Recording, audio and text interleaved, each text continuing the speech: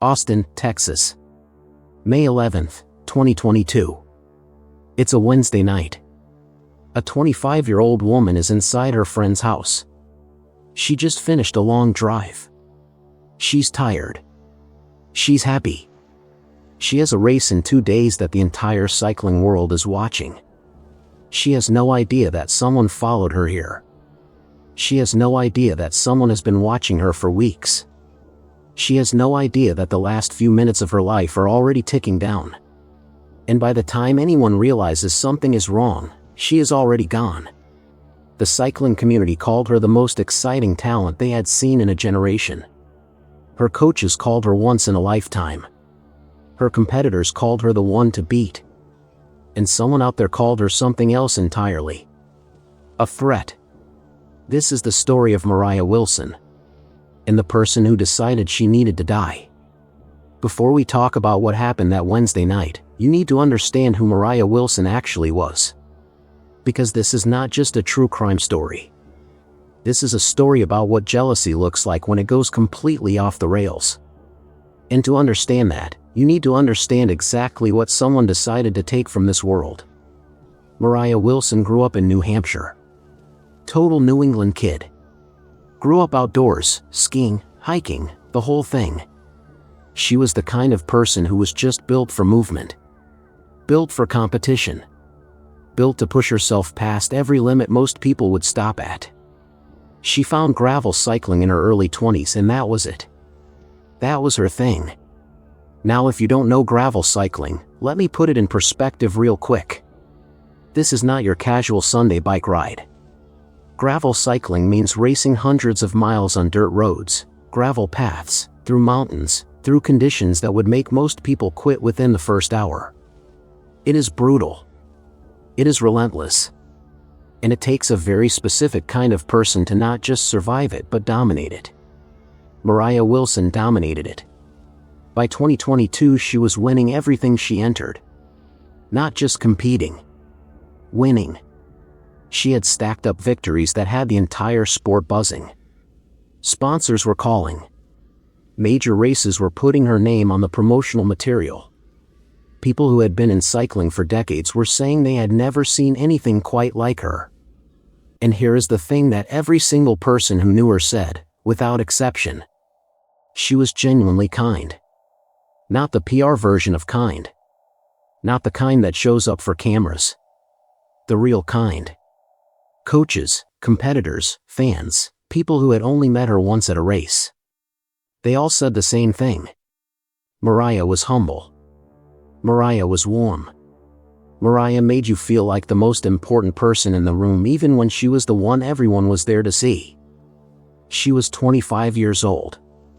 She had championships ahead of her that she had not won yet. She had a whole life that she had not lived yet. And she had absolutely no idea that someone had already decided she was not going to get the chance. Now here's where the story shifts. And I need you to stay with me because this part is important. Somewhere in Austin, Texas, a woman was watching Moriah Wilson very carefully. She was not a fan. She was not a follower.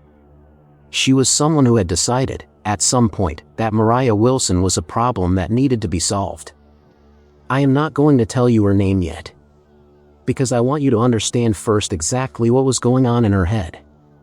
What kind of thinking leads a person to do what she did? Because the crime itself is shocking. But the psychology behind it is somehow even more disturbing. This woman had a boyfriend. A professional cyclist named Colin Strickland. And Colin and Moriah had a history. A brief one. They had dated for a short period in late 2021. It was not serious. It was not long. And it ended. Colin went back to his longtime girlfriend. That should have been the end of it. For any rational person, that would have been the end of it. But this woman was not operating from a rational place. Because in April of 2022, Colin and Moriah went for a swim together. Two athletes. Two people who were in the same sport, who had mutual friends, who had moved on and were just living their lives. A swim. That was it. This woman found out about that swim. and something inside her broke. She became convinced that Moriah was a threat, not just to her relationship, to her entire sense of self. She started monitoring Moriah, tracking her movements, watching her social media, building a picture in her head of an enemy that, by every objective measure, did not exist. Moriah Wilson was not after Colin Strickland. Moriah Wilson was focused on her career, her races, her future. She was not thinking about this woman at all. But this woman was thinking about Moriah. Every single day. And according to investigators, she was not just thinking. She was planning. May 11th, 2022. Moriah Wilson drives into Austin for a race called the Gravel Locos. She is excited. She is focused. She goes to a friend's house to shower and rest up before the event. Normal. Routine. Exactly what an athlete does before a race. What Moriah does not know is that her location has been tracked. What she does not know is that her car has been spotted. What she does not know is that someone is already on the way. At some point that evening, a Jeep pulls up outside the house where Moriah is staying. The person inside that Jeep walks to the door. What happens next takes only minutes. Moriah Wilson is shot multiple times. She is 25 years old. She will not make it to the race she drove to Austin for. She will not see the championships that were waiting for her. When police arrive, they find surveillance footage from the area. And that footage shows a Jeep parked outside the house, right around the time Moriah Wilson was killed. Investigators pull the registration. They pull the ownership records. And the name that comes back stops everyone in the room cold. Because it belongs to someone who had every reason in the world to hate Moriah Wilson. Or at least believed she did. Her name was Caitlin Armstrong. Here is what the next 43 days looked like. Investigators moved fast. They identified Caitlin Armstrong as their primary suspect within days. They had the surveillance footage. They had her Jeep. They had a motive that, while horrifying, was not difficult to establish once they started pulling on threads. They went to bring her in. She was gone. Caitlin Armstrong had cut her hair, changed her appearance, and using a fake ID, she had boarded a flight to Costa Rica. Let me say that again so it lands properly. She cut her hair, assumed a fake identity, and fled the country. This was not someone who acted in a blind moment of rage and then fell apart. This was someone who had a plan. Before the murder and after it. She knew exactly what she was doing at every step. The U.S. Marshals were called in. Interpol was notified. Caitlin Armstrong ended up on the U.S. Marshals' most wanted list. An international manhunt for a yoga instructor from Austin, Texas who had shot a professional cyclist because of a swim. For 43 days she was out there, living at a hostel in Costa Rica, telling people she was a traveler, acting like she had not just destroyed a family, a community, a future that belonged to someone who had done absolutely nothing wrong. The cycling world was in pieces. Races were dedicated to Moriah. Riders were crying at finish lines.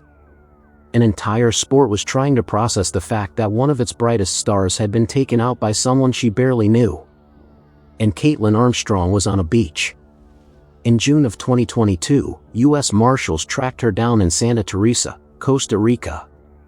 She was extradited back to the United States. And the case that followed was exactly as open and shut as you would expect when someone parks their car outside a murder scene and then flees the country. Caitlin Armstrong's defense tried. They argued the surveillance footage was inconclusive. They said the case was built on circumstantial evidence. They did what defense attorneys do, which is find every possible crack in the case and try to push through it. The jury was not interested. In November of 2023, Caitlin Armstrong was found guilty of murder. The sentence was 90 years. 90 years. The judge made it very clear that Caitlin Armstrong would die in prison for what she did to Moriah Wilson. The cycling community, Moriah's family, everyone who had watched this case unfold over a year and a half, They felt the weight of that sentence. Not as a celebration. There is nothing to celebrate when a 25-year-old woman is dead. But as a confirmation. A statement from a jury and a judge that what happened to Moriah Wilson was wrong and that the person responsible would never have the chance to do it to anyone else. Colin Strickland, for what it is worth, ended the relationship with Caitlin Armstrong after the murder. The relationship that Caitlin had decided was worth killing for. Gone. Over.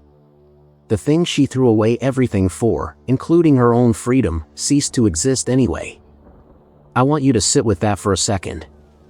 She killed a woman over a relationship that no longer exists. She is serving 90 years for a threat that was never real. And Moriah Wilson, who was simply living her life and chasing her dreams, is the one who paid the price for Caitlin Armstrong's inability to exist in a world where someone else was talented and loved and succeeding. Here's what I keep coming back to when I think about this case. Moriah Wilson had already accomplished more at 25 than most athletes accomplish in a full career. And she was just getting started. The races she had not won yet. The records she had not broken yet. The athletes she had not yet inspired who would have seen her compete and decided to try. All of that is gone. Not because of anything Moriah did. Not because of any choice she made. Because someone else decided that her existence was a problem. That is the part that does not get easier no matter how many times you turn it over. In 2026, Netflix released a documentary called The Truth and Tragedy of Moriah Wilson. If you want to go even deeper into this case, that is absolutely worth your time. The people who knew her, the investigators who worked the case, the community that is still grieving her, they tell it in a way that no recap ever fully can. But the real thing I want to leave you with is this. Moriah Wilson was real. She was kind. She was extraordinary at something she loved. She showed up to Austin on May 11th, 2022, ready to race. She deserved to race. She deserved to win. She deserved to live. If this story hit you, drop a comment. Tell me what you think about this case. Tell me what you think about Caitlin Armstrong and what drives a person to that point. I read every single comment and I want to know where you land on this one. Subscribe and hit the bell if you want more stories like this every week. And please, go be kind to people. You genuinely never know what they are quietly carrying. I will see you in the next one. Stay safe out there.